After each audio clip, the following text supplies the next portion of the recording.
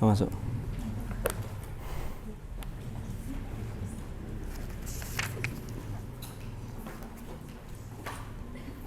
Wa qala wa qaulu man qala ini atas lah. Iya. Hah?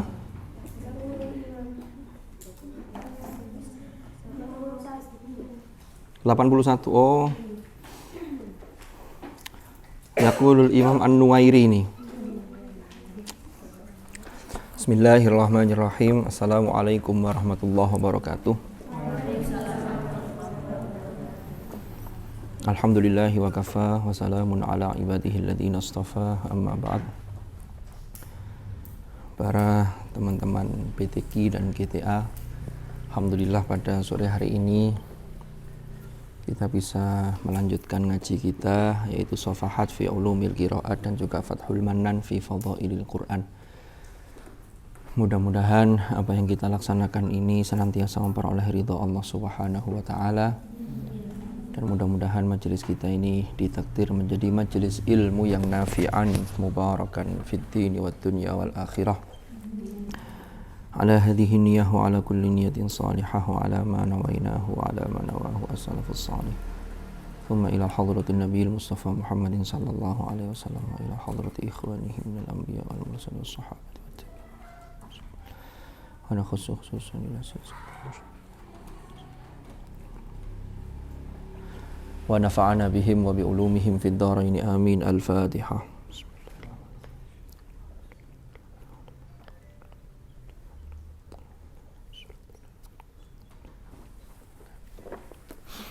Bismillahirrahmanirrahim. Qala al-muallif rahimahullahu ta'ala wa nafa'ana bihi wa bi ulumihi fid dharain amin. Bismillahirrahmanirrahim. Yaqulul Imamu An-Nuwairi rahimahullahu ta'ala. Imam An-Nuwairi berkata, Ajma'al usuliyuna wal fuqaha'u ala annahu lam yatawatar syai'un mimma zada 'alal qira'at al-ashrah wa kadzalika ajma'a 'alaihi al-qurra'u aidan illa man la yu'taddu bi khilafihi. Imam An-Nuwairi berkata, ajma'a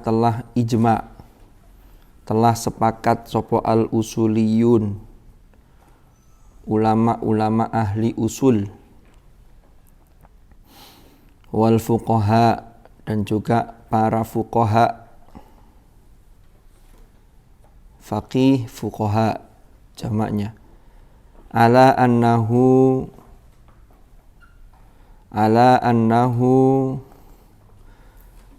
bahwasannya lam yatawatar, ala annahu ing atase sak temene kelakuan iku lam yatawatar,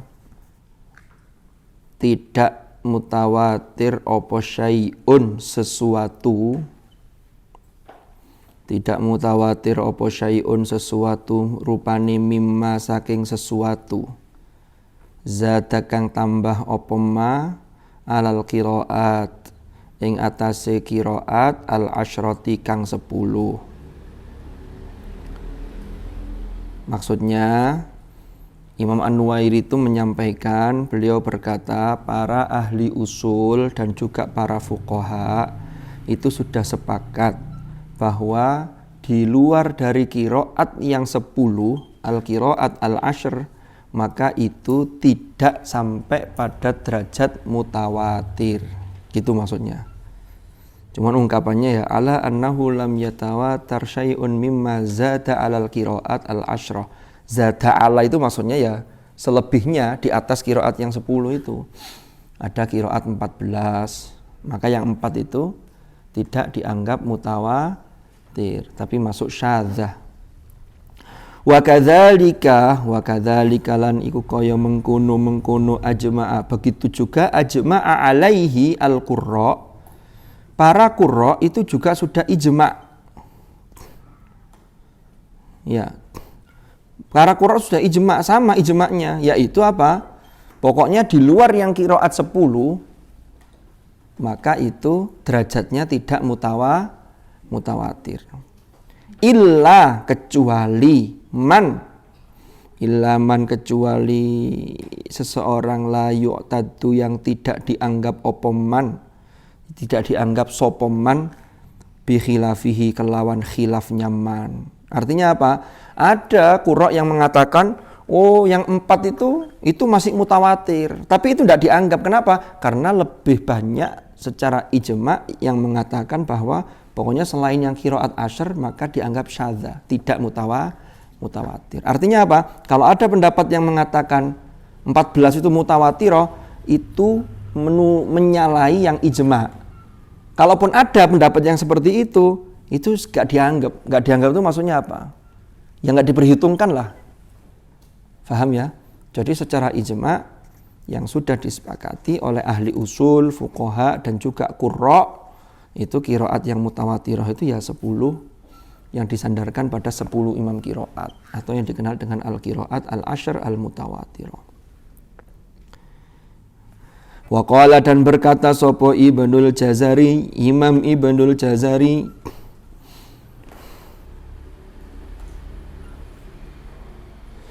walladzi jama'a fi zamanina, walladzi dan sesuatu jamaah yang mengumpulkan sapa alladzi, jamaah yang mengumpulkan opo alladzi fi zamanina pada zaman kita sekarang, yang mana qiraat alladzinya ini maksudnya qiraat yang bisa mengumpulkan al-arkana ing rukun-rukun as-salasata yang 3. Kan yang menetapkan 3 rukun itu sudah pada masa Ibnu Mujahid.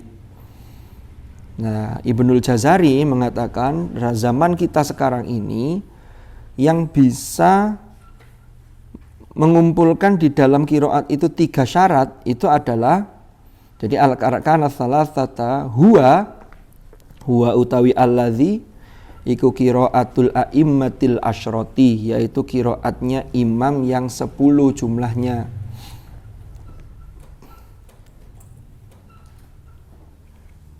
Ya. Iki kok suarane becak. Ada yang naik becak lah. Loh kan becak gitu lah dipancalkan muni. Yang bukan bentor loh, yang masih becak asli. Iya becak ya. Ono nyanyian itu, pizza. Diarabkan jadi pizza. Mbok apa ceritane di Arab ono becak tangga. Enggak apa-apa, walaupun enggak naik becak tapi sudah kesannya sudah naik becak lah.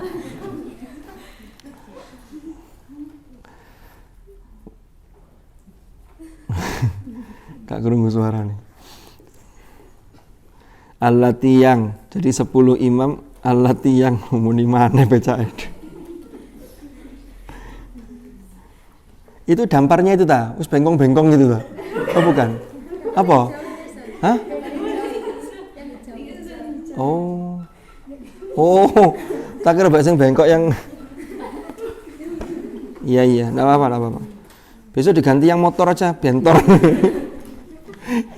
Biar enggak manual. Saya sebenarnya enggak pengen guyon gara-gara sampean malah. Saya itu serius. Enggak guyon. Allati yang ajma'an nas, yang ajma'a yang telah ijma' atau sepakat sapa annasu orang-orang ala talaqtiha bil qabul, untuk menerimanya dengan penerimaan yang benar, yang serius.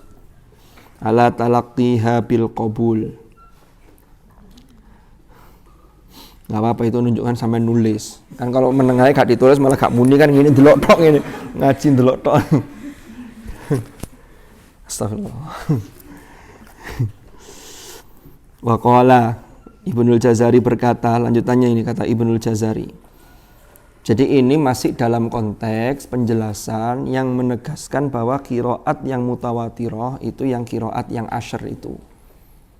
Kalau yang selebihnya maka secara ijma itu disebut dengan qiraah yang syadzah, kan begitu. Cuman ini argumennya banyak. Di antaranya disampaikan argumen ini oleh siapa? Imam An-Nuwairi tadi. Ini al-usuliyun fuqaha qurra sudah ijma. Lalu Ibnul Jazari menegaskan lagi pada zaman sekarang ini yang bisa memenuhi syarat, yang bisa memenuhi rukun qiraat yang bisa diterima yang ada 3 itu, yaitu hanya sampai pada level 10 imam qiraat itu. Itu sudah dilakukan penelitian oleh Ibnul Jazari. Jadi Ibnul Jazari itu tidak asal, oh iki wis milih iki, enggak milih, itu betul-betul penelitian yang luar biasa.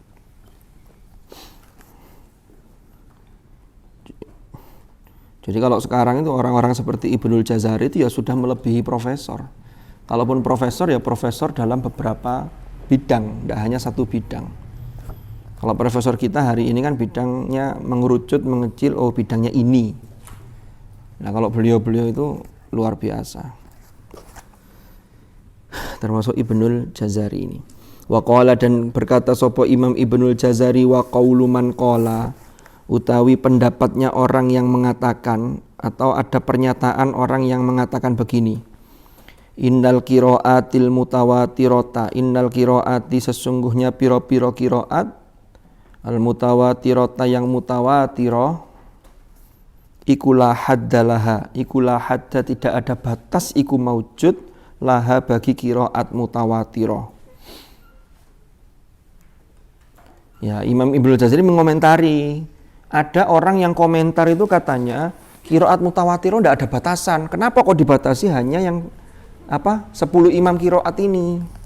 Apa jawabannya Ibnul Jazari? In arada fi zamanina fa ghairu sahih. In arada, jika bermaksud sopok man kola ini yang mengatakan innal qiraat wal mutawatirah la haddalaha ini fi zamanina, pada zaman sekarang ini, pada saat ini, maka fa ghairu sahih, maka tidak tepat. Nah, kalau sekarang dikatakan seperti itu ya tidak pas. Id karena la yujatu tidak ditemukan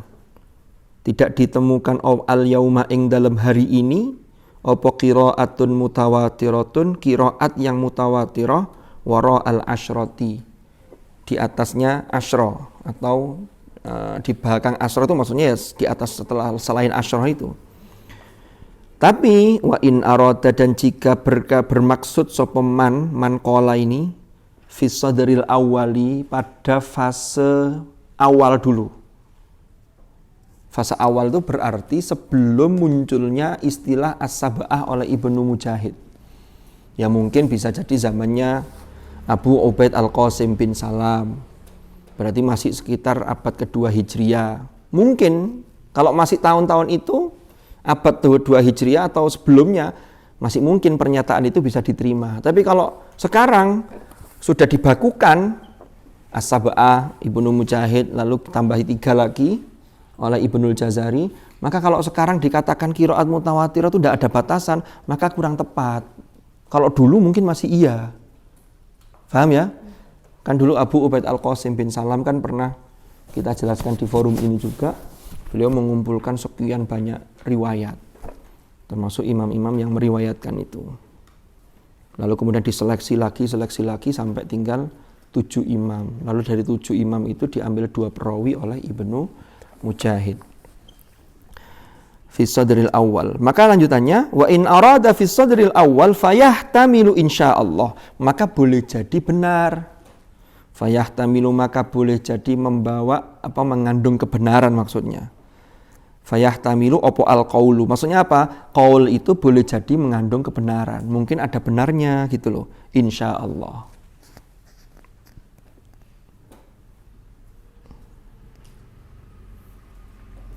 Jadi ini Ibnu Jazari ini bijaksana. Gini, kalau memang itu dikatakan fi sadril awal, boleh jadi benar. Tapi kalau sekarang setelah saya teliti dan keilmuannya Ibnu Jazari itu diakui secara ijma oleh ulama-ulama generasi beliau dan juga setelahnya, maka kalau sekarang dikatakan qiraat yang mutawatirah itu tidak ada batasnya, maka ini kurang tepat. Gitu. Faham? Wa qala rahimahullahu,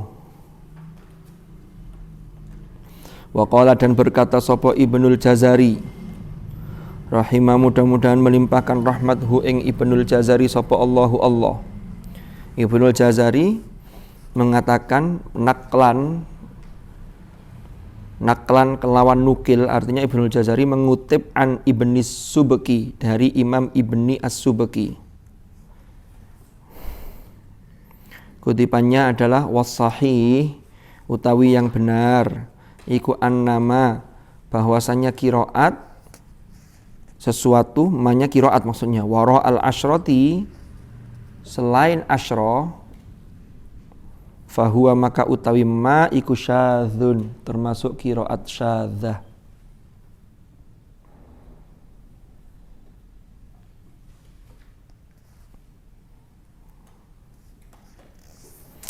Wa ala hadza lan ing atase hal ini, artinya berdasarkan hal ini. Wa ala hadza, dan berdasarkan hal ini, fal qiraatul marwiyatu, utawi qiraat al marwiyatu yang diriwayatkan, bitoriqil ahadi kelawan jalur ahad. Kalau derajatnya ahad itu berarti derajatnya di bawah mutawatir. Makanya ada hadis yang mutawatir, itu diriwayatkan oleh banyak sahabat, banyak perawi dalam setiap jalurnya sampai kepada mukharrijnya. Berarti derajatnya mutawatir. Kalau ahad bawahnya, tidak sampai pada derajat mutawatir. Kalau dalam hadis itu ahad itu dibagi lagi, ada namanya hadis masyhur, aziz, gharib, kan begitu ya.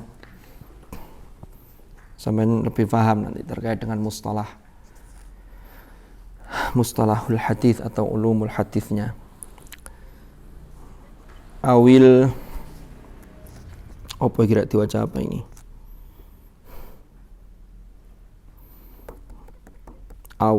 Saya loncat aja. Wahiyallati zidat fil qiraati ala wajhi tafsir. Nah, ini lanjutannya.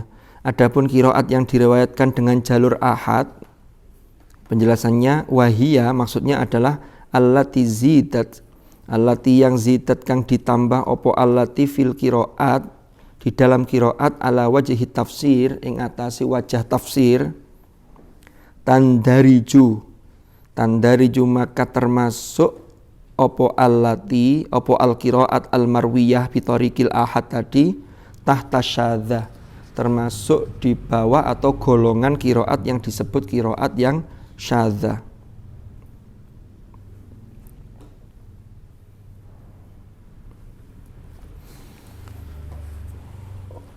Contohnya qiraat kan dulu gini rek. Dulu para sahabat-sahabat Rasulullah itu seringkali punya salinan mushaf sendiri. Karena Rasulullah itu kan pesannya la taktubu anni syai'an ghairal Qur'an. Jangan tulis dariku sesuatu selain Al-Qur'an. Sehingga hadis-hadis Nabi itu tidak ditulis, kecuali ada beberapa orang yang menulis. Tapi hadis tidak ditulis karena memang dulu tradisi Arab itu untuk tulis menulis itu sesuatu yang aib. Sampai kalau baca buku wawasan Al-Qur'an, orang-orang Arab itu sangat mengedepankan daya ingat yang luar biasa.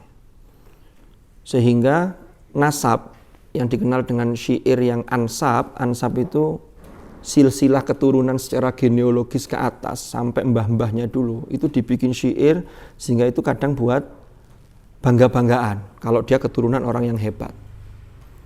Itu hafal semua itu. Makanya termasuk nasabnya Rasulullah Sallallahu Alaihi Wasallam itu terlacak sampai detik ini, bisa dibaca, terlacak, dan itu sambung sampai Nabi Adam alaihi salam. Iya, sambung. Kita ini, ya saya ya sampean, itu mentok paling keturunan keberapa? Saya itu atasnya, kalau kita ini orang biasa-biasa, bukan keturunannya darah biru. Ya, ini ada yang darah biru, ada yang darah merah, ada yang darah putih. Jadi sel darah itu ada sel darah merah sama sel darah putih. Tapi ada satu lagi sel darah biru. Tapi kalau kita tidak punya sel darah biru, jangan khawatir. Karena kata Imam Asy-Syafi'i, Orang yang hebat itu bukan yang mengatakan ini bapak saya, ini mbah saya, tapi inilah saya. Tapi maksudnya bukan sombong-sombongan, enggak. Agar sampean pede, tidak inferior, tidak merasa minder, biasa wae lah dunya wis ngene iki. Amben nek darah biru terus kate lapo. Toh transfusi darah nyari yang biru juga susah. Naudzubillah ini. Nah, para sahabat itu termasuk punya daya hafal yang kuat, tetapi untuk Al-Quran itu memang Rasulullah memerintahkan untuk ditulis. Makanya sangat terkenal sekali di Ulumul Quran itu ada sahabat-sahabat yang disebut dengan kutabul wahyi, para penulis wahyu. Ada Zaid ibn Thabit, ada Ubay bin Ka'ab, Uthman ibn Affan.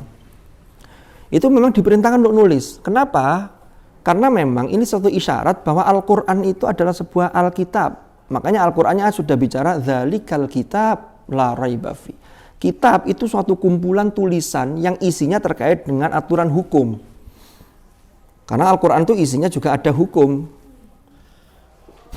Walaupun terkait dengan hukum itu isinya maksimal hanya kira-kira sepertiga. Karena 2/3 isi dari Al-Qur'an itu banyak mengenai kisah umat terdahulu yang membangkang, yang durhaka dan yang taat. Kan begitu. Ini salah satu strategi Tuhan untuk mendidik hambanya itu melalui metode cerita. Makanya sampean seneng diceritani. Al-Qur'an sendiri cerita gitu loh. Cuman masalahnya banyak orang yang terbuai dengan cerita sehingga lupa untuk memetik hikmah dari kisah itu. Padahal yang penting itu fa'tabiru ya ulil absor. Itu yang penting kan itu. Mengambil iktibar. Yang bisa mengambil iktibar siapa? Ulil absor. Ulil absor itu gandengannya ulil albab. Makanya prasasti itu di UIN itu kunu apa? Ulil absor. Terus apa lagi? Lalu ulil albab. Kalau kemudian di breakdown dalam Mars ya itu ya? Ulil apa? Monggo. Silakan, saya beri waktu. Monggo Mbak Lina.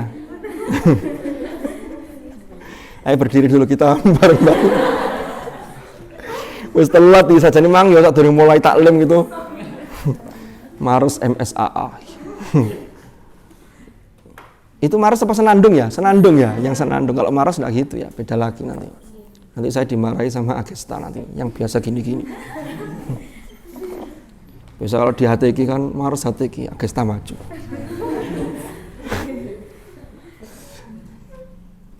Saya tuh sampai sekarang orang yang tidak paham dengan gerakan begini. Iki kok podo ae prasawa gerakane.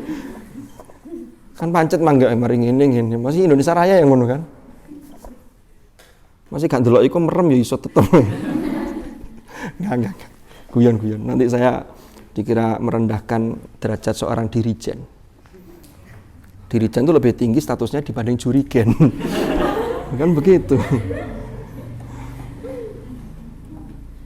Lo tahu jurigen tak sampean? Tahu ya. Juragan tahu. Ya wis. Ini kan juragan semua ini, juragan kerupuk. Sak blek. Galunggung.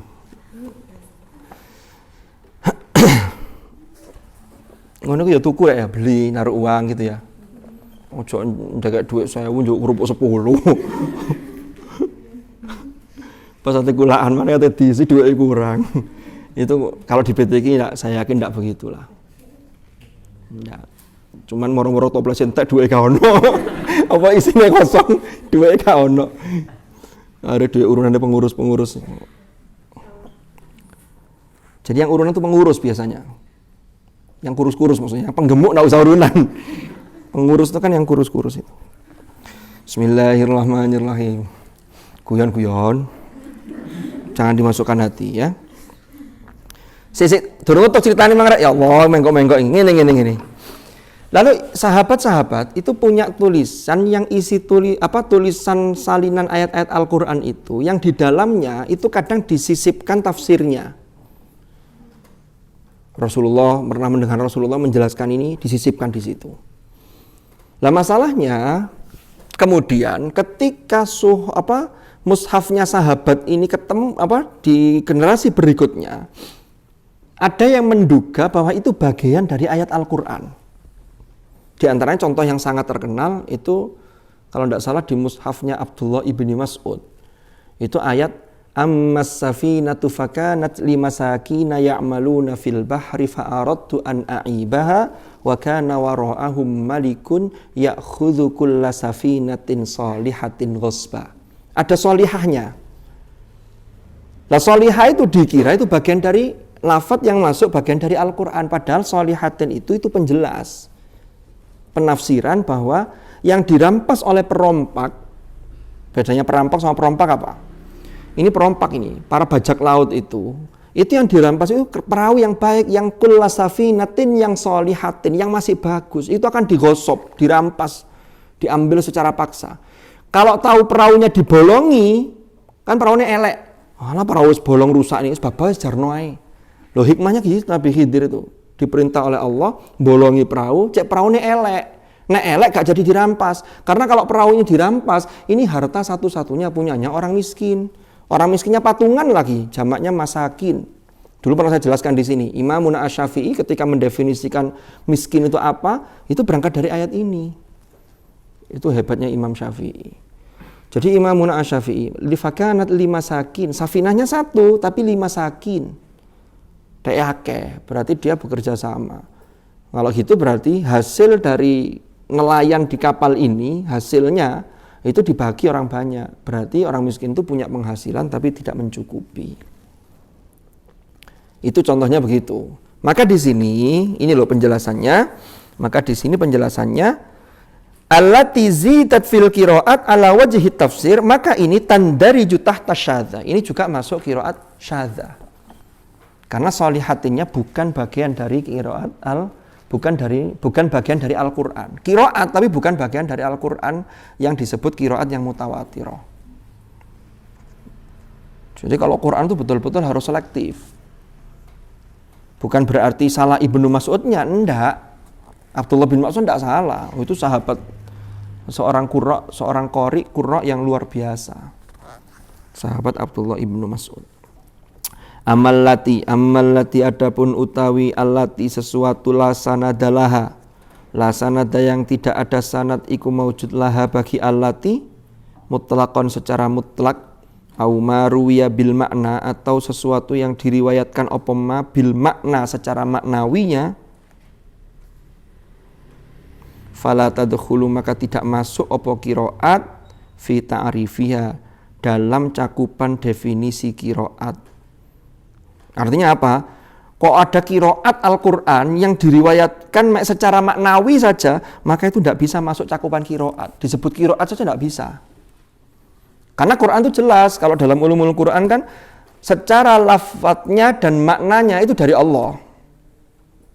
Nazala bihir ruhul amin ala qalbika litakuna minal mundzirin bilisanin arabiyyim mubin. Sementara hadis qudsi itu maknanya dari Allah, lafadznya Rasulullah. Kalau Al-Quran tuh nggak bisa. Oh, kayaknya gini deh. Lalu lafadznya, redaksinya tidak bisa dipertanggungjawabkan. Artinya hanya diriwayatkan secara maknawi. Maka itu bukan Al-Quran, bukan qiraat. Paham ya? Ini bedanya. Sampai sini ada pertanyaan? Monggo, kalau ada yang mau nanya. Oh, betul. Gus. Osman. Gus Rozi. Betul. Oke. Lanjut. Wa min syudzuzil zamanu syudzuzil qiraat. Masa syadnya qiraat, syudzuz, pensyatannya apa ya istilahnya? Zaman qiraat itu syadzah gitu loh. Kapan zamannya ini? Ini penjelasannya. Zaman pensyatan qiraat. Apa ya bahasa sing enak ya? Apa pensyatan, pensyadzan.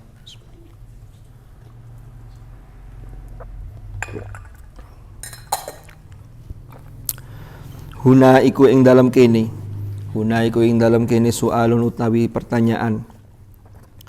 Yatrahu yatrahu nafsahu, yang muncul dengan sendirinya.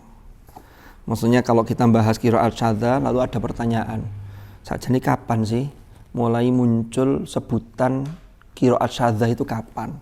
Lalu kapan ada qiraat yang dinyatakan syadzah itu kapan? Gitu loh maksudnya. Wa huwa annahu, lah ini lanjutannya. Wa huwa utawi soal. Wa huwa annahu mata tamayyazat al-qira'atul mutawatiratu anil qira'ati syadzah. Kapan menjadi berbeda opo al-qira'at al-mutawatirah anil qira'at asyadzah. Kapan sih jelasnya perbedaan antara qira'at yang mutawatirah dengan qira'at yang syadzah. Wa bi ta'birin akhar lan kelawan ta'bir atau ibarat yang lain, mata syadzat al-qira'atu, mata kapan syadzat menjadi syadz apa al-qira'atu qira'at. Walil ijabati ala dzalika, dan untuk menjawab hal tersebut, ra'aitu qaulaini, saya melihat dua pendapat, li ulama il qiraat, yang dimiliki bagi ulama qiraat minal mu'asirin, yang termasuk ulama qiraat kontemporer mu'asirin.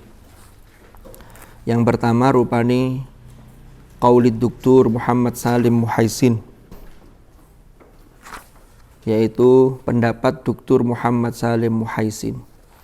Secara ringkas pendapatnya begini, wa khulasatu qaulihi, utawi ringkasnya pendapatnya beliau, secara ringkas pendapat beliau itu begini.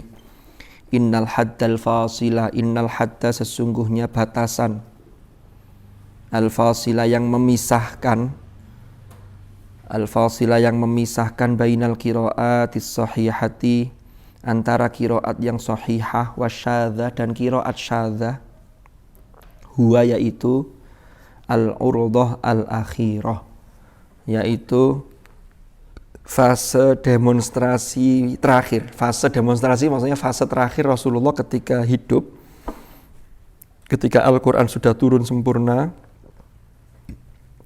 Lalu Rasulullah itu fase terakhir itu beliau simaan bertadarus ketika bulan Ramadan, didatangi oleh Jibril.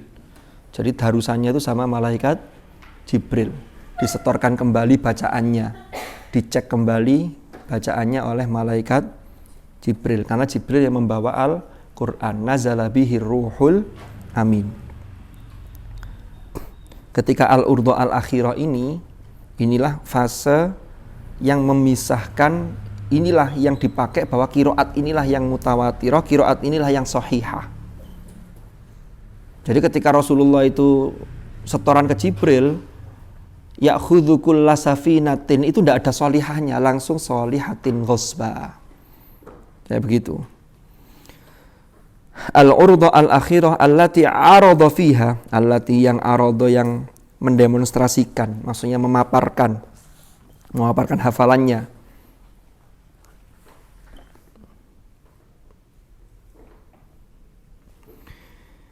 Fiha ing dalam al-urdu al-akhirah sapa ar-rasul sallallahu alaihi wasallam, memaparkan apa, mendemonstrasikan apa, Al-Qur'an al-Karimah ing atase, atau yaitu memaparkan, mendemonstrasikan, menyetorkan bacaan Al-Qur'an al-Karim ala Jibril, di hadapan malaikat Jibril. Marlataini fi syahri Ramadan, 2 kali pada bulan Ramadan. Jadi 1 kali Ramadan di fase terakhir itu, sebelum tahun depannya di bulan Rabiul Awal Rasulullah wafat. Ini Ramadan terakhir, itu Rasulullah itu mengkhatamkan 2 kali.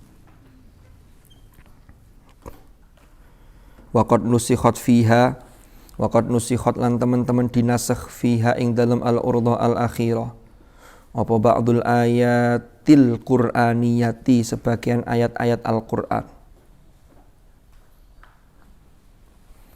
Jadi ada yang ayat Al-Quran itu yang secara zahir itu memang dinasakh. Fakullu ma nusikha, fakullu ma utawi setiap ayat atau setiap ayat Qur'aniyah, nusikha yang dihapus atau yang dinasakh apa ma hatta al-urdatil akhirati sampai pada al-urdah al-akhirah yu'tabaru maka dianggap apa ma syadzan ing syadz.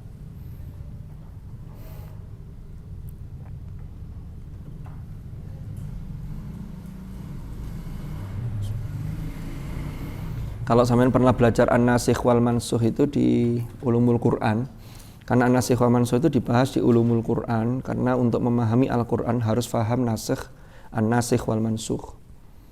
Ya. Dalam usulul fiqh itu juga dibahas, karena ini terkait erat. Kalau usulul fiqh dalam konteks menggali untuk beristimbat hukum. Jadi harus paham juga. Jangan sampai orang yang tidak paham an-nasikh wal mansukh lalu berfatwa tentang hukum, ini berbahaya. Kalau tidak salah, seingat saya dulu saya pernah baca di Mabahith fi Ulumil Quran, yang rata-rata mahasiswa ini kalau ulumul Quran senang pakai Manak Khalil Al-Qattan itu, yang terjemahannya terbitannya Litera Antarnusa, yang covernya warna kuning ada hijaunya itu. Ya, hijau ada kuningnya apa kuning ada hijaunya. Dan mahasiswa itu kalau ke perpusnya dicari yang buku ini, bukan buku aslinya. Kecuali anak BTG GTA. Insya Allah enggak jauh beda. Nah, di situ pernah di dalam pembahasan an-nasikh wal mansukh oleh Syekh Manak Khalil Al-Qattan itu diungkapkan suatu ketika pernah ada di masa Sayyidina Ali. Itu orang yang berfatwa. Saya lupa ibaratnya tapi intinya begini. Lali gak dibuka, gak dimutolaah lagi. Dia berfatwa, ditanya oleh Sayyidina Ali, sama ini faham tentang an-nasikh wal mansukh apa enggak? Kata dia enggak faham. Celaka kamu, bahaya. Karena an-nasikh wal mansukh itu pertama berkaitan antar ajaran Nabi dengan Nabi sebelumnya. Itu ada yang sudah mansukh, ada yang masih tetap dipakai. Kalau masih tetap dipakai kan sangat terkenal sekali ungkapan seperti syar'u man qablana syar'un lana ma lam yunsakh. Ya, seperti ibadah haji, seperti syariat khitan bagi laki-laki. Ya itu. Tapi ada syariat yang sudah dimansukh, itu contohnya yang sering diceritakan oleh Gus Baha itu seperti Nabi Nuh alaihi salam ketika berdoa Rabbi la tadhar alal ardi minal kafirina dayyara innaka intadharhum yudillu ibadaka wa la yalidu illa fajiran kafar. Nabi Nuh itu kan sudah berdakwah siang malam, enggak digubris, justru mereka malah menutup telinganya. Ya ja'aluna asabi'ahum. Ya sebenarnya satu, cuman ini bahasa majas sehingga koyo-koyo kabeh mlebu. Iku saking nutupin nemene. Lho kan begitu ayatnya kan? Fi adzanihim minas. Bukan ya, yang di dalam surat Nuh itu loh. Inna arsalna Nuh. Diurut sih ya. Apa? Ya nanti dilihat lagi. Tapi sama ya ja'aluna asabi'ahum. Kalau yang di mathaluhum itu yang orang munafik itu, kamathalil ladzi istauqada naro, itu juga sama ya ja'aluna asabi'ahum. Kalau yang ini kan wastausyau thiyabahum wa asarru wastakbaru istikbara. Tsumma inni da'autuhum jihara. Ya kan? Terus selama Nuh mengajak itu wa inni kullama da'autuhum litaghfira lahum ja'alu asabi'ahum ini. Pokoknya gak ngereken lah. Setelah Nabi Nuh doanya hancurkan sajalah mereka, binasakan. Jangan sisakan di muka bumi ini orang-orang kafir. Karena kalau engkau masih menyisakan mereka ini wala yalidu illa fajiran kafar, tidak melahirkan kecuali orang-orang yang fajir, yang banyak berbuat dosa, yang brengsek-brengsek, yang kufur, kafar, banyak kafirnya, banyak ingkarnya. Akhirnya dikabulkanlah doa itu. Ketika Nabi Nuh diperintahkan untuk membuat bahtera yang besar itu. Sehingga akhirnya naik semua, tinggal orang yang beriman. Makanya kita ini sebenarnya potensi baiknya itu besar. Kenapa? Karena kita itu termasuk dzurriyyataman hamalna ma'anuh. Yaitu anak cucunya orang yang diselamatkan Allah bersama kapalnya Nabi Nuh. Berarti orang yang beriman ini. Sehingga mestinya kebaikannya, saiki aja nih orang peluang untuk baik itu lebih banyak. Karena keturunan kita dulu, mbah-mbahnya dulu adalah dzurriyyataman hamalna ma'anuh. Nah, beda dengan syariatnya Nabi Muhammad. Kalau Nabi Muhammad itu Karena Allah memerintahkan wa ma arsalnaka illa rahmatan lil alamin, maka doanya itu tidak orang kafir dibinasakan. Makanya sampai ketika Rasulullah dihina, dilecehkan, disakiti di Thaif ketika itu, malaikat Jibril nawani itu apa? Menawarkan. Kanjeng Nabi, jenengan kerso tah, ini saya hancurkan semuanya. Karena Jibril itu kalau mengepakkan sayapnya, malaikat itu kita yakini punya sayap. Karena informasi Al-Qur'an, ja'ilil malaikati rusulan uli ajnihatim masna. Sampeyan kok rodok sensil ayat ini. Ini masna wa ruba dalam konteks ini itu sayapnya malaikat itu. Beda dengan yang fankihu ma tabalakum, beda. Kalau fankihu ma tabalakum itu ibu-ibu ini kalau dengar ayat itu kok kayak gimana gitu. Kok oleh saja ayat ya ayat, jangan dibeda-bedakan. Cuman nanti, kalau ayatnya mesti benar, cuman yang jadi masalah, pemahaman terhadap ayat itu yang kadang kurang tepat. Nah sekarang banyak orang yang memahami ayat, lalu dia mengatakan, kalau Anda tidak ikut saya, berarti Anda mengingkari Al-Quran. Bukan mengingkari Al-Quran, mengingkari pemahaman sampean yang nggak tepat, gitu loh. Ini harus dibedakan. Kalau Al-Qurannya mesti benar. Ya, paham ya? Kita lanjutkan. Karena di Al-Quran itu kan juga ada, kalau qat'iyyu thubutnya iya, tapi nanti kandungannya ada yang qat'iyyu dalalah, ada yang dhanniyyu dalalah. Terus kalau ono dhewe mana ya, wis jelasno iku lak gak sito ngaji iki kok. Saya kembali ke materi tadi. Lah Nabi Muhammad itu ketika di Thaif itu, malaikat Jibril nawani, ini gimana? Mau dihancurkan semua tak mereka? Jangan. Seringkali Nabi Muhammad itu doanya itu Allahumma hdi qaumi fa innahum la ya'lamun. Allahumma ufir qaumi fa innahum la ya'lamun. Ya Allah, berilah hidayah kaumku. Sesungguhnya mereka ini karena belum ngerti. Karena belum tahu. Ampunilah mereka ya Allah karena mereka belum tahu. Sehingga doa beliau itu siapa tahu dari orang yang memusuhi saya, memusuhi Islam itu akan lahir generasi-generasi pembela Islam. Kalau Nabi Nuh tadi kan enggak, Nabi Nuh tadi kan mereka orang kafir melahirkan ya anaknya yang mesti ikut kafir. Kalau kita enggak, makanya syariat yang kita pakai itu sebagaimana dicontohkan Rasulullah. Maka kalau ada orang yang sampai rusak sekalipun, maka kita membenci kerusakan dan perbuatan buruknya. Tapi orangnya tetap dirangkul opo carani. Qul ya ibadiyalladzina asrafu ala anfusihim la taqnatu mir rahmatillah. Kan begitu. Sehingga makanya tidak heran muncul Ikrimah bin Abi Jahal, muncul lagi siapa lagi? Anaknya Abu Lahab itu siapa? Lalu muncul Khalid ibnul Walid, yaitu anaknya dari Al-Walid ibnul Mughirah. Al-Walid itu permusuhannya kepada Nabi itu kurang opos, nemen sudah keras kepala sampai salah satu yang diabadikan di dalam surat Al-Muddatsir itu Dzarni wa man khalaqtu wahida. Itu Al-Walid. Mufassirin berpendapat itu Al-Walid. Karena orangnya anaknya banyak, hartanya banyak, tokoh Quraisy, kuat kedudukannya, memusuhi Nabi Muhammad sampai Allah pasang badan Dzarni wa man khalaqtu wahida. Biarkan aku menghadapi ini wa man khalaq, orang yang aku ciptakan sendiri. Ya sampai begitu. Wa ja'altu lahu malam mamduda. Padahal dia sudah diberi malam mamduda, harta yang tidak habis-habis saking banyaknya. Malan mamdud itu yang memanjang, wakeh, duwe wakeh.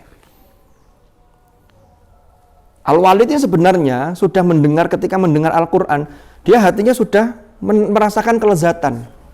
Innalahu lahalawa. Tapi kemudian dia berpikir, innahu fakkara wa qaddar. Fakutila kaifa qaddar, thumma kutila kaifa qaddar, thumma nazar. Oh, itu ayat terpendek itu, thumma nazar. Ayo baca satu ayat yang lancar mana? Thumma nazar. Nanti kalau ada tes beasiswa begitu, bulat, wacon sa ayat sing lancar wis thumma nazar. Aman milih sa ayat idza tadayantum bulat mana engko? Lah thumma nazar insyaallah gak bulat, aman sudah. Aman. Thumma nazar, thumma abasa wa basar, thumma adbar wastakbar. Lu kan begitu, adbar wastakbar lagi. Lalu mengatakan in hadza illa sihru yu'thar, in hadza illa qaulul bashar. Wow, kalau itu Allah mengatakan sauslihi sakor. Kalau ngene carane tak uncalno kowe nang neraka sakor. Kan begitu. Al-Walid punya anak Khalid. Walaupun nanti ada pendapat Khalid itu bukan anak kandungnya Al-Walid. Nah, ini nanti ya pendapat lah. Tapi nisbat namanya Khalid ibnil Walid yang mendapat kejulukan Saiful Ilah atau Saifullah. Ini pedangnya Allah. Saking beraninya ketika beliau menjadi komandan termasuk memimpin perang. Jadi muncul generasi-generasi itu. Paham ya? Loh ini kan beda syariat. Lalu dalam syariatnya Nabi Muhammad sendiri ini juga mungkin ada yang hukumnya sudah dihapus, ada yang lafadznya teksnya sudah dihapus. Contoh yang terkenal itu seperti lafadz asy-syaikhu wasy-syaikhatu idza zanaya, halire ono itu. Di Ulumul Quran bab an-nasikh wal mansukh itu ada. Nah, itu tidak termasuk Al-Qur'an. Kenapa? Karena sudah mansuh secara lafadznya. Zahirnya sudah dimansuh.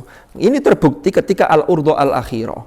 Ketika Rasulullah ini setoran lagi kepada malaikat Jibril alaihi salam. Maka kalau yang sudah dihapus kok masih ada muncul di qiraat, maka itu masuk kategori qiraat yang syadzah. Yang para ulama sepakat qiraat syadzah itu tidak sampai derajat mutawatir sehingga tidak bisa diterima. Tidak bisa dipakai sholat. Kalau dipakai sholat ya tidak sah. Paham ya? Sholatnya tidak sah. Berarti kan memasukkan kalam yang bukan Al-Quran masuk di dalam sholat. Berarti ada kata-kata yang disengaja itu. Tidak sengaja saja tidak boleh ini, apalagi sengaja. Lanjut, yang kedua, qaulid Dr. Sya'ban Muhammad Ismail. Kata Dr. Sya'ban Muhammad Ismail wa khulasatu qaulihi, ringkasan pendapatnya itu begini. Inna syudzudza, sesungguhnya qiraat syadzah. Jadi pensyatan qiraat. Inna syudzudza, sesungguhnya mensyatkan atau pensyatan qiraat iku bada'a mulai, bada'a yadharu mulai tampak fi asril khalifati Utsman, pada masa Khalifah Utsman ibni Affan radhiyallahu an. Hinama kutibat al-masahifa. Hinama kutibat, kalau katabat tidak cocok.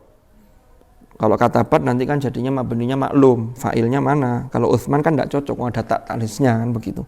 Hinama kutibat, ketika ditulis opo al-masahifu, piro-piro mushaf Utsmaniyah.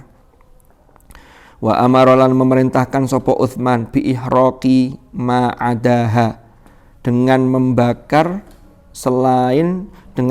sesuatu yaitu mushaf yang selain yang masahif yang Utsmaniyah. Ma'ada ha ing masahif. Jadi selain yang tulisan standar Rasm Utsmani maka diperintahkan untuk dibakar. Boleh nggak membakar mushaf? Boleh, karena ini tujuannya untuk menyelamatkan dan menjaga kemurnian Al-Quran. Bukan untuk tujuan melecehkan. Yang nggak boleh itu ngambil mushaf, kilo Quran tak obong kabeh. Nah itu berarti pelecehan. Jadi kembali ke motivasi seseorang. Oh sampean ini Quran sudah protol-protol begitu ya, kena angin roto untuk menghormati yang di situ tertulis ayat-ayat suci, maka dibakar lalu dihancurkan. Jadi setelah dibakar itu jangan langsung dibuang, dilembutkan dulu sampai tidak terbentuk tulisan Qurannya. Karena kalau dibakar saja biasanya kan masih kebaca itu, masih bisa kebaca. Tapi kalau dihancurkan nanti tulisannya sudah tidak berbentuk. Tapi niatnya tetap niat untuk menjaga. Maka biasanya kalau niat untuk menjaga itu buangnya abunya habis bakaran itu juga tidak sembarangan. Ya mungkin dimasukkan apa lalu ditanam di tempat yang sekiranya tidak sering dilewati orang. Itu cara-cara menghormati Al-Quran. Jadi begitu. Handikumang fayu'tabaru maka dianggap apa zalika hal tersebut haddan ing batasan fasilan yang memisah bainal qiraati shahihah, antara qiraat yang shahihah wa syadzah dan qiraat yang syadzah.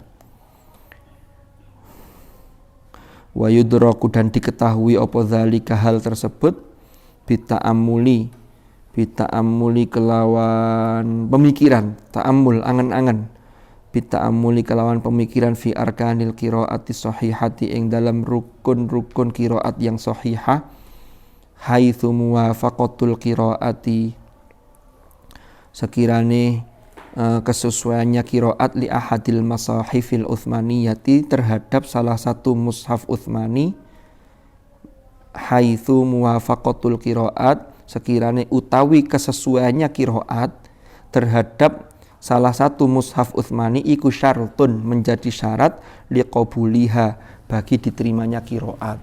Artinya diterima sebagai qiraat yang mutawatirah.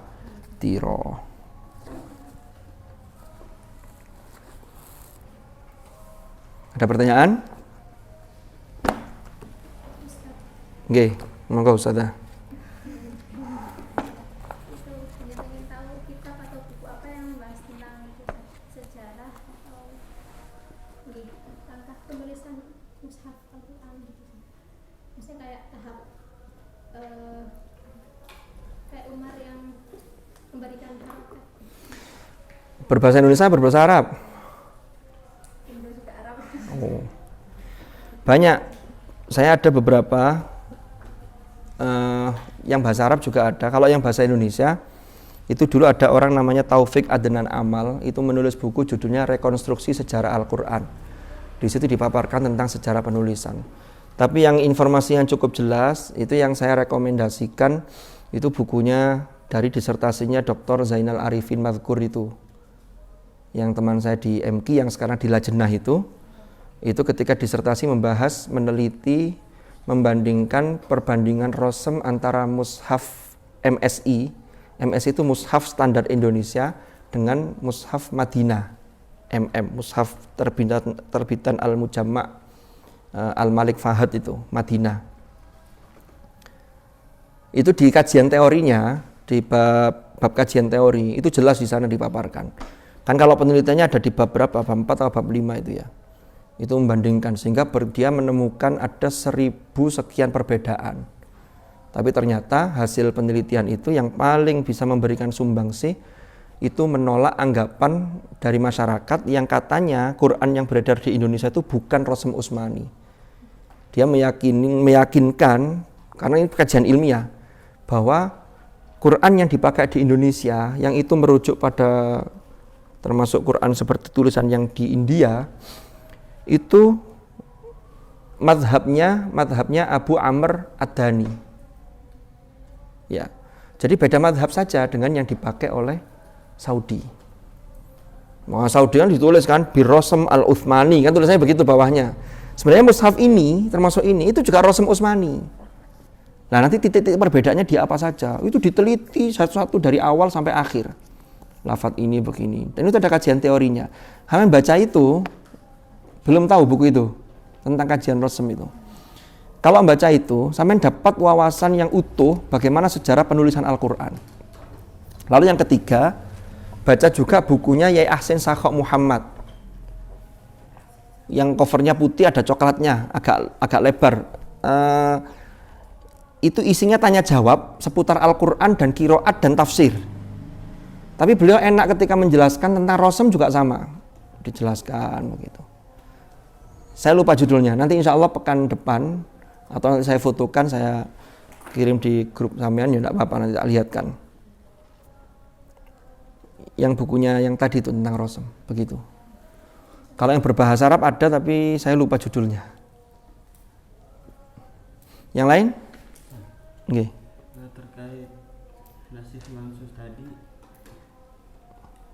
dari paragraf yang inal hati itu kan bahwa qiraat itu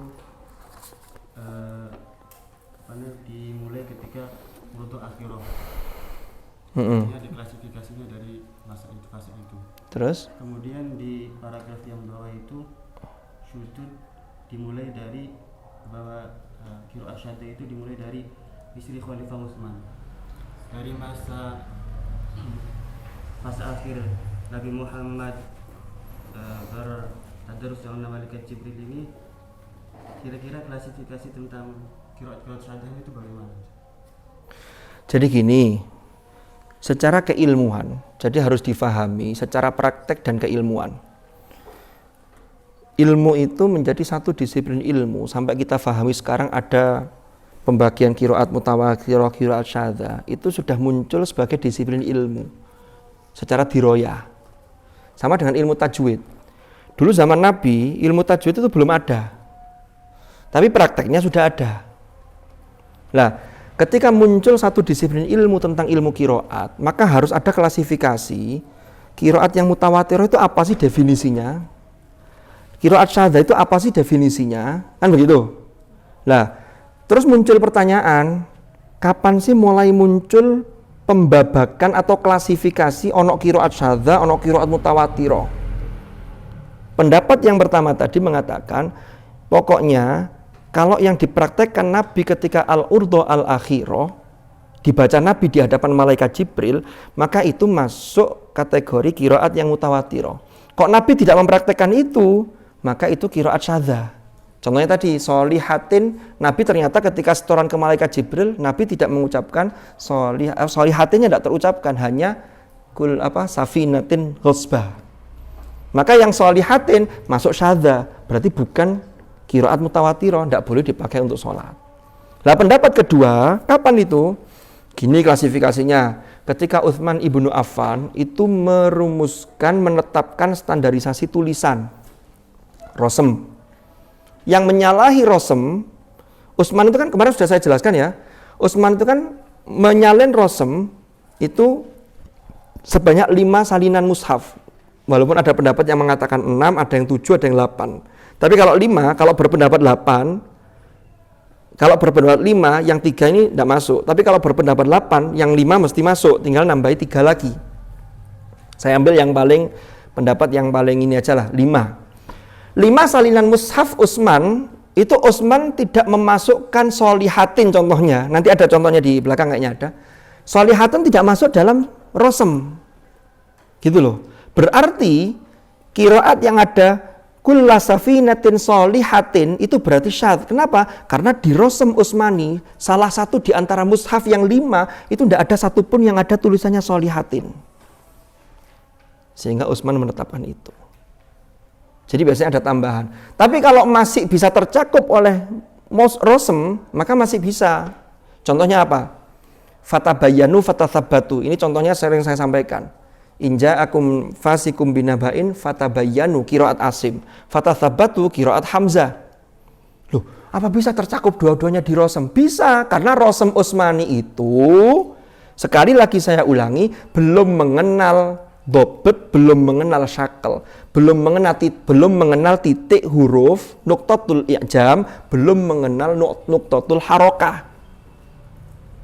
Kenapa? Karena nuqtah harokat, titik sebagai simbol harokat, itu baru mulai pada Abul Aswad ad-Du'ali, Gubernur Basrah pada masa Khalifah Ali bin Abi Thalib, gitu loh. Jadi kalau fatabayyanu fatatsabbatu tetap sama itu. Ada qiraat yang sari'u, ada yang wasari'u.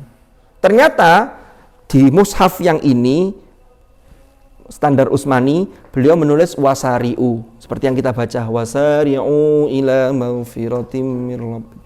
Di mushaf yang ini, sari'u. Berarti dua-duanya bisa dicakup. Ada yang tulisannya sama tapi mencakup beberapa bacaan. Contohnya Maliki, tulisannya tidak pakai alif. Itu namanya ihtimal, tapi bisa dibaca panjang. Utsman, rosem Utsmani itu hanya menulis tanpa alif, sehingga bisa mencakup dibaca panjang. Kalau ditulis pakai alif, maka dia membatasi hanya dibaca panjang. Karena kalau tulisannya ada alif yang zahir, maka tidak mungkin dibaca pendek. Gitu Mas Utsman maksudnya. Ini Utsman tanya Utsman. Jadi ini klasifikasi sampai kemudian hari ini qiraat itu menjadi satu disiplin ilmu tersendiri. Jadi satu disiplin ilmu itu jalan prosesnya panjang. Sampai kuat satel menjadi satu disiplin ilmu.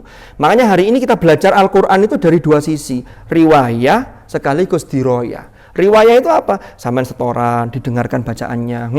Keliru. Bukan ayyaman tapi ayyamma tad'un umpama. Diingatkan. Panjangnya sekian, dipraktekkan, keliru.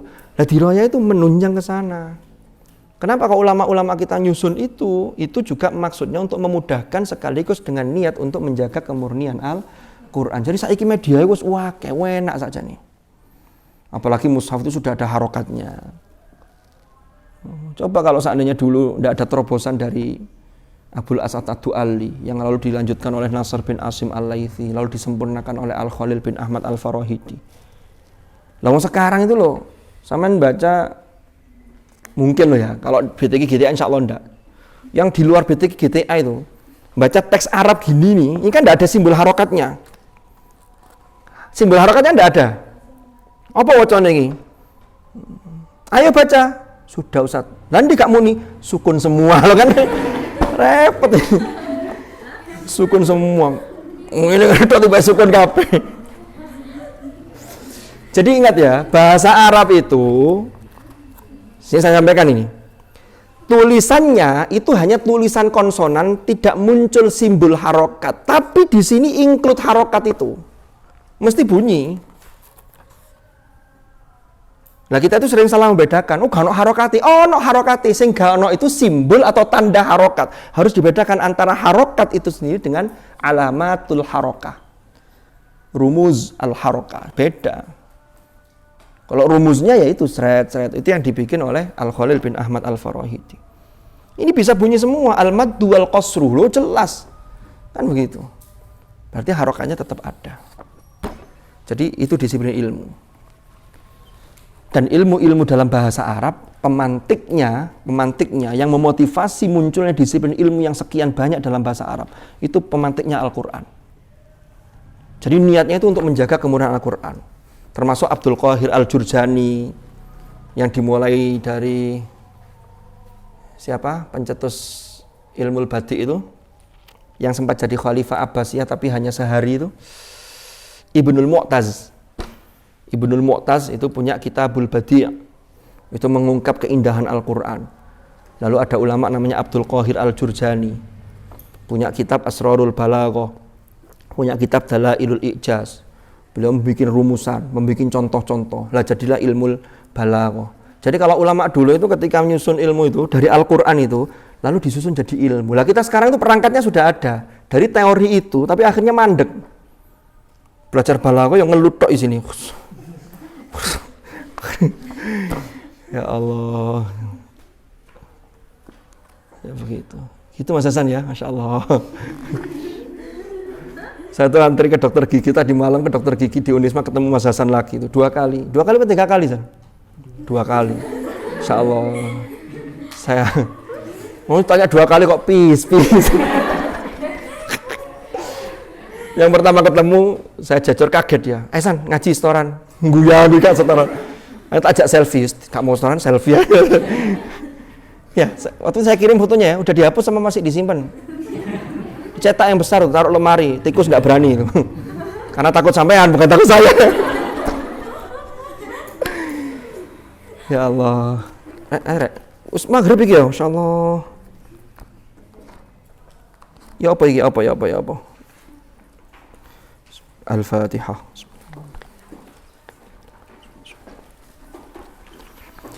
Bismillahirrahmanirrahim. Fadilatus surati Yasin. Iya. Wis hadis saya gak apa-apa wis. Tapi ceritanya dawa sampai Isa. An Abi Hurairah radhiyallahu anhu qol, diriwayatkan dari Abi Hurairah radhiyallahu anhu qol, qala Rasulullah sallallahu alaihi wasallam. Man utawi barang siapa?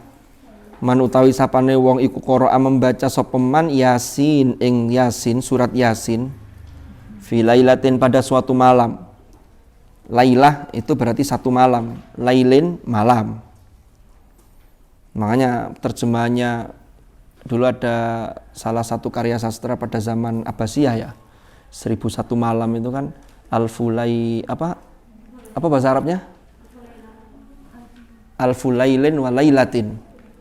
1000 malam dan 1 malam, artinya 1001 malam. Alfulailin wa lailah. Fi lailatin pada suatu malam, ibtigha wajhillah, demi untuk mencari ridha Allah. Mencari ridha Allah. Ghafara maka mengampuni sapa Allah. Lahu bagiman tilkal laila, ing dalam malam tersebut. Jadi kalau ada orang baca Yasin, ini maksudnya surat Yasin lengkap, bukan mek Yasin semari. Yasin, baca surat Yasin, maka dosanya diampuni oleh Allah. Nanti bagaimana selanjutnya bercerita tentang Yasin. Sampean kan sering Yasinan ini. Oh iya. Baca Yasin malam Jumat, lalu kalau ada orang meninggal dibacakan Yasin. Ini semua ada dalilnya.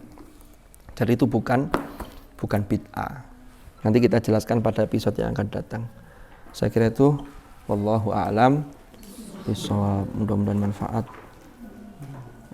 Al-Fatihah.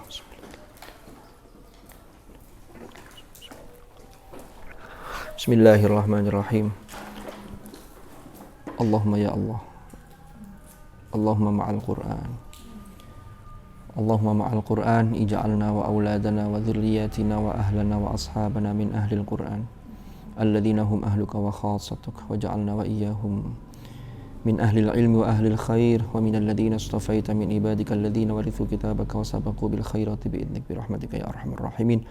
Allahumma ya Allah, inna nastaudi'uka ma qara'na wa ma hafidna wa ma 'allamtana fardudhu ilaina inda hajatina ilaih birahmatika ya arhamar rahimin. Wa sallallahu ala sayyidina Muhammad walhamdulillahi rabbil alamin. Al-Fatihah.